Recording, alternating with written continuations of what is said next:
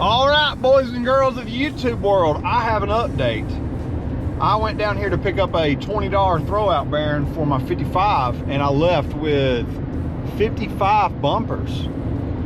I'm so thankful I can't get over it. Ford two-door, and they're in pretty decent shape. I think they're gonna match my car perfect. Now, conversation to be had. I bought a window and I left it on the counter. I'm gonna go back for it next week. And the same time that I pick up my throwout bearing. Anyways, we're gonna get back to work and maybe we'll see what we're doing here in just a second.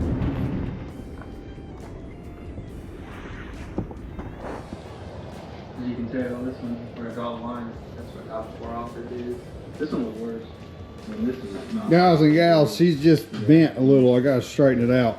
It's not even bolted on. It's holding itself. It's hugging the car. Hold on, Puddin's Fab Shop is in the background. Hold on a second. Don't copyright me. Don't copyright me. All right, she's hanging and dangling. This whole thing's on those 4 bolts, making me a little nervous. Got this bumper. I'm gonna pull that out just a hair, give her a little tickle, and we'll get her lined up too. And I think we're gonna be doing just fine. This old girl, if I could finish it real quick, bolt that on. I can't though, I'm waiting on that throwout bearing. So I've got to figure out, I need to set that down on some lumber. Let me do that so it doesn't fall while I'm at work. All right, let me get back to this. All right, old little small box going in. I gotta go a few days and pick up throwout bearing, so I'm going to attempt to hang this in here without transmission. And then I'll get to use my new fancy transmission jack to take all the weight and stress off my back, because I can't do that stuff anymore. And we'll get this girl in here, lift her in there, probably late this week or next week. I'm just waiting on a part, and we'll go from there. I'm gonna try to get this in without messing up a bunch of stuff, and I'm kind of running a shallow mount right here, which there's a pro and a con. I can clear the front of this vehicle, hopefully without taking the wheels off, and that's the pro. And I don't have to cut up my front end here, which does have a little dent in it. Second thing is the con. This will get me in a bad spot where I may not be able to lower it enough without hitting. So then I'm gonna have to drop my chain. You get about almost a foot out of that chain. But this is a nice engine bay and I wanna keep it that way. So I may have to do some blocking with some lumber in here or some metal. I have a bunch of metal. Yeah, let's do our business here and get down. Let's get down to work. Let the tools work for me. I don't feel like blowing myself out. Well, after my GoPro took a big dump, I got this repositioned. She looks pretty good. Yeah, we'll keep on going there. All right, the problem I'm already running into is from the bell housing to the front crank pulley, we are probably 4 inches past. And there's a couple things I could do here. I could reposition this engine so it's at an angle, and that could work. Or I could try to let it down easy. And let me down easy. Yeah, I had to. If I do that, I can get the majority of this bell housing down past this 1-inch little firewall. And this is a lot higher, so I'll get that down low. Once I get this about right here, GoPro down again, I should be able to slide it back into the firewall and kind of play around and get this cleared. Next option, hear me out. This is a really nice car with some rooms for improvement and metal work. One of those being right here. This is damaged and all. I could cut right here, give me 1.5 miles of room, drop it down in there, and then I can fix this and re-weld it in. That's a huge option. I know I probably just heard Jerry, Terry, Barry, Harry, and Larry all have a heart attack for cutting up that, but hey, this car needs a lot of metal work. So I may do that. Let's see. I mean, it's a possibility.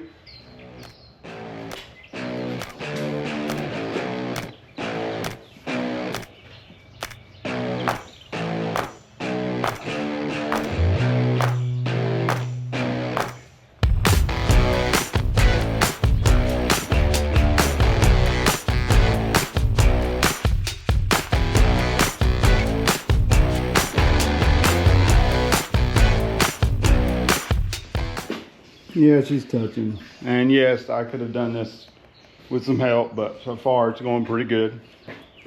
Hadn't scratched anything, hadn't touched the front end or the back end.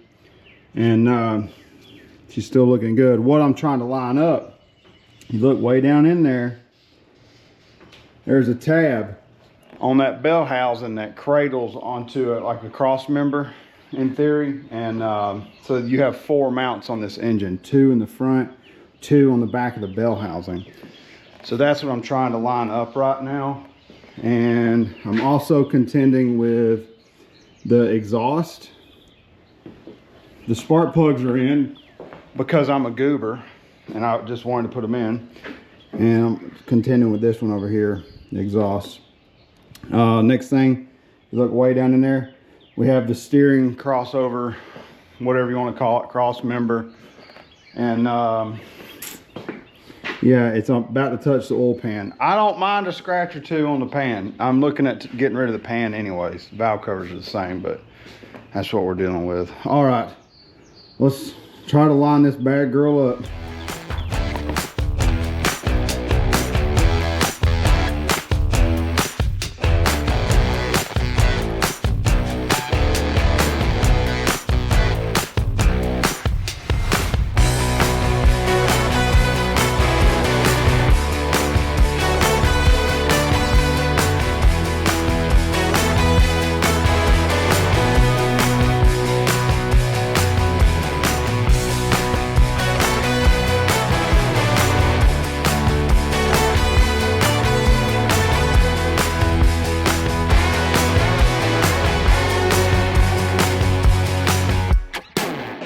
So she's in there, she's cradled. I could do a little pullback on it. She needs about a 1/2 inch if you look down at these little pucks. So yeah, and yeah, this was a down and dirty paint job overall. You know, I used some good quality stuff where it needed to be used. The engine bay itself, and you know, I didn't spray some parts on purpose because I don't care. You're not going to be looking at them. But I'm hoping I can save this original starter and generator here, alternator, whatever you want to call it. I'm hoping that it does me good, and the distributor as well. Those 3 are major components on this engine, and they are all original. I need to see if these exhaust flanges fit. I got a few of them.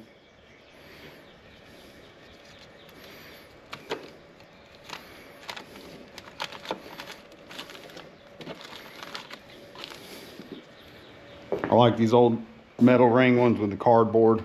I think those are all the same. Good.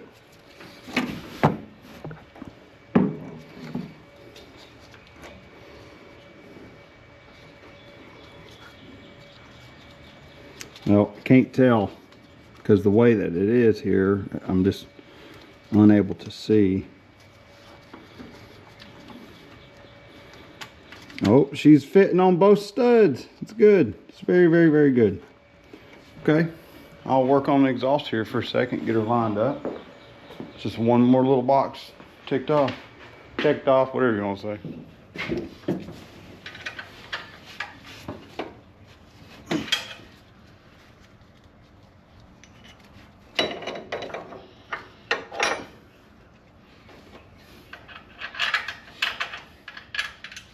I know you can't see, but I'd hate to give you a better point of view than me. I can't see either.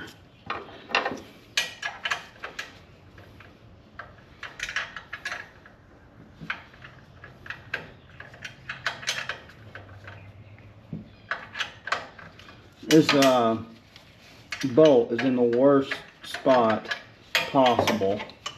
You can't get nothing on it. Maybe I can get a socket. Let me get a 9/16 socket. If I remember correctly, I took these out with the impact underneath the car. Whew, man, I'm itching to get that carburetor on there. That carburetor, oh carburetor. Every time I hear somebody say carburetor, I think of cobwebs. So I'd like to set the carburetor on there just to see how she looks and fits and if everything clears. But I still got to order this little plate here. Yeah, I can keep going by the bed. Hope I never have to use it, but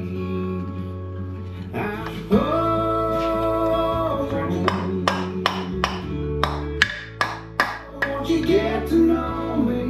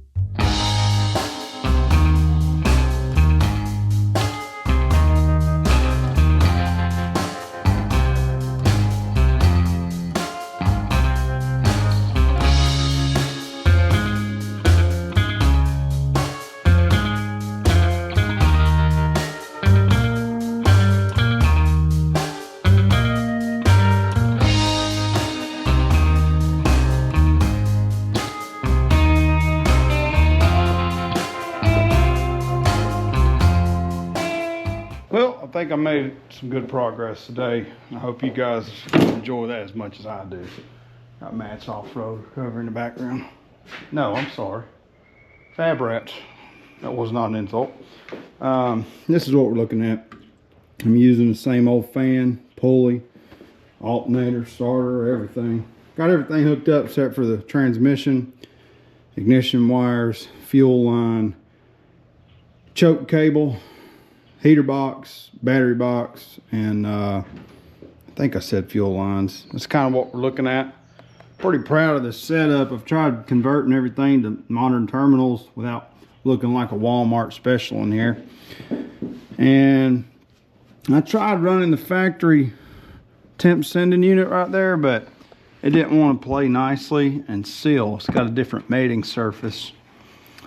We're going to run into a little problem here with that fan. So I think I'm going to do what any good mechanic would do. A couple zip ties.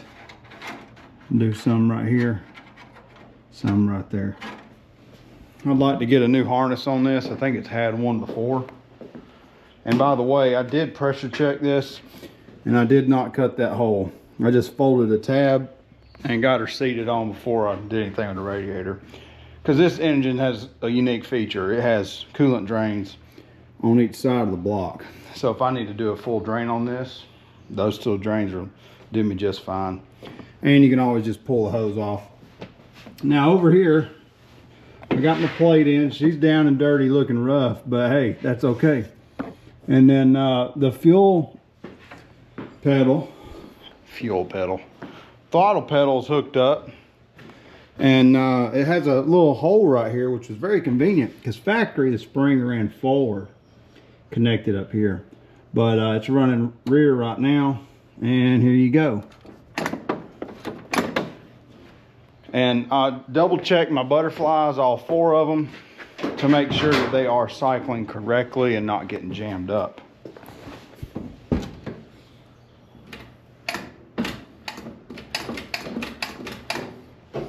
Very nice.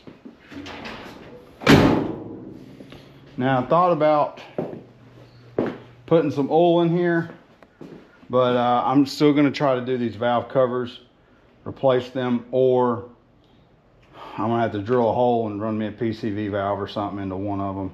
But I gotta have a way to fill the oil. I got my dipstick tube in, by the way.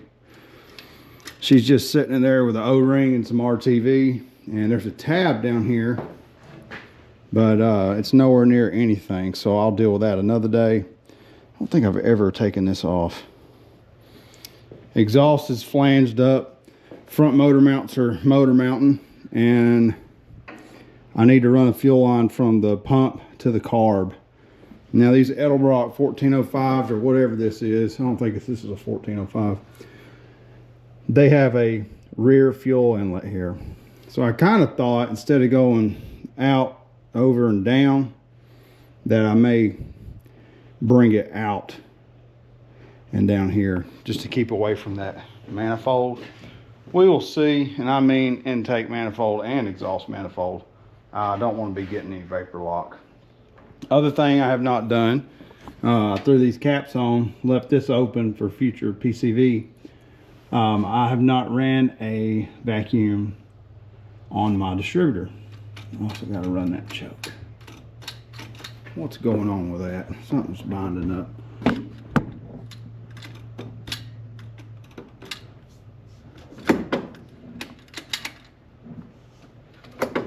Okay, you look closely. It has a clearance issue with this tab for the choke. I'm going to go ahead and adjust that. Not really sure what that would be used for, but we'll bring her down a little bit. Probably there to keep a high idle, which I don't like. So I need two hands. You guys are going to have to play nicely over here. I know that's going to be a problem already, so let's bring her out about 2 whole turns. Quarter. I'm sorry, half, half, half, half.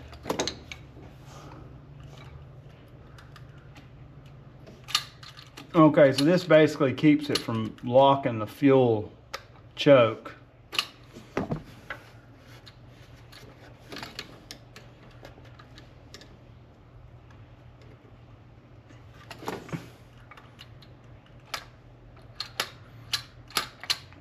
I got full movement there. We got no issue here.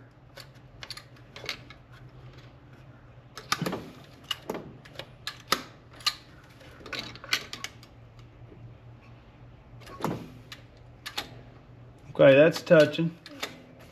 I guess what this would do is if you had just a manual pull and you could pull your choke and then just blip your gas, but that's kind of dumb if you ask me.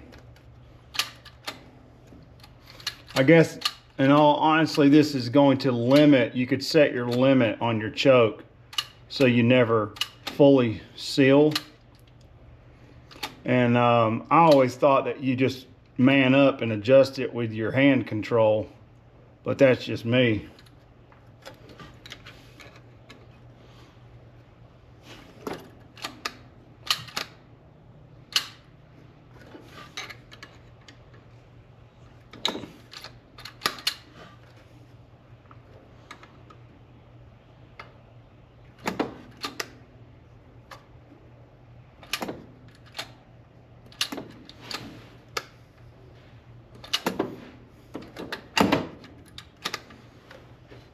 Yeah, check that out. Got it locking.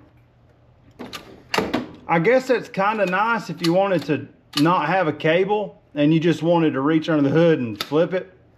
Got a little tension on it and then, pow. I'm talking just a hair. Now, by the way, I put a grommet in here that is not designed for this, but it is working. That would be nice to keep the mice out. Well, bam. I'll just leave it like that. Very nice. Very nice indeed.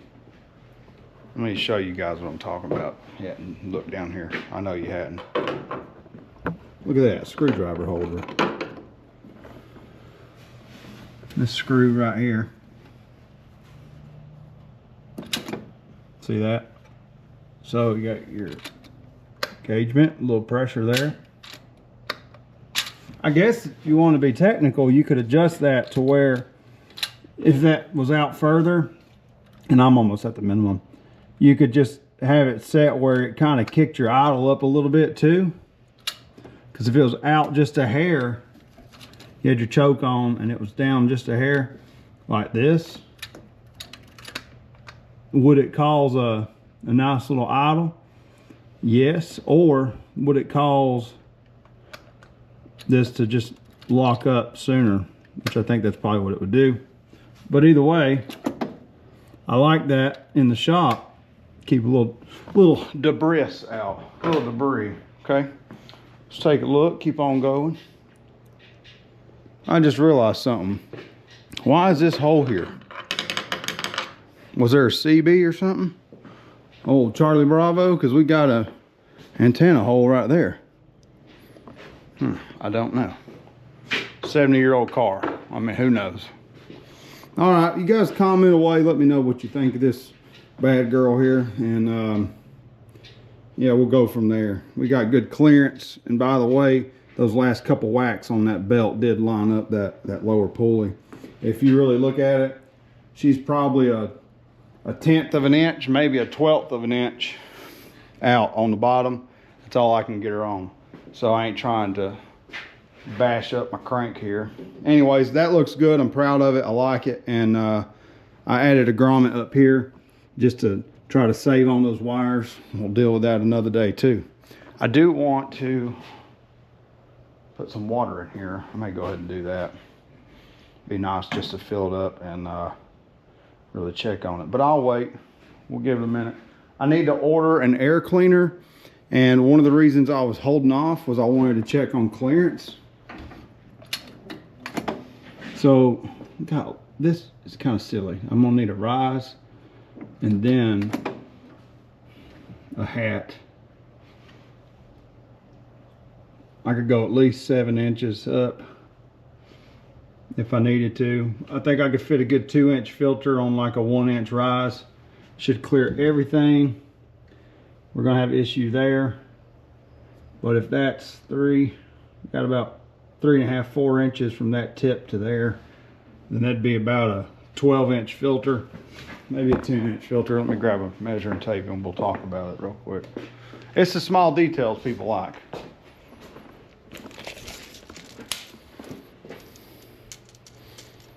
Okay, yeah, that's 6.5, almost 7 to that coil plug. So if we did a 12-inch filter, she'd be sitting about right there. Give me room for the boot. And plenty of room out there. I prefer like a 14. If I did a 14, there's 7.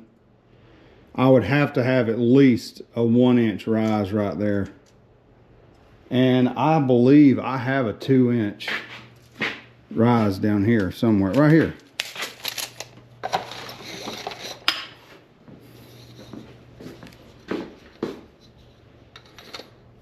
Yeah. So if I did that, I'd have to change that rod. Oh, that'd be perfect. I could run a 14-inch on a rise or a 12-inch without a rise. Yeah, I'm good with that. You guys comment down there in the old chatterbox section and let me know. If you don't care, don't comment, because it seems nobody ever does comment. Real quick, this engine had no grounds. Just want to throw that out there. I will be adding a few grounds. I'm going to throw one off the block somewhere to the back end firewall. We've got a nice tab right there. I could sneak one down. I have some ground cables, some straps. I'd prefer to hide those down low and you not see them. And I would also prefer if a ground looked like an actual negative battery cable. But that's neither here nor there, and we'll deal with that another day. All right, I'll catch you guys on the next one. If you are interested in sending out some items, I've had people ask. I purchased a P.O. box for 3 months. Gonna give it a trial run, see how I like it.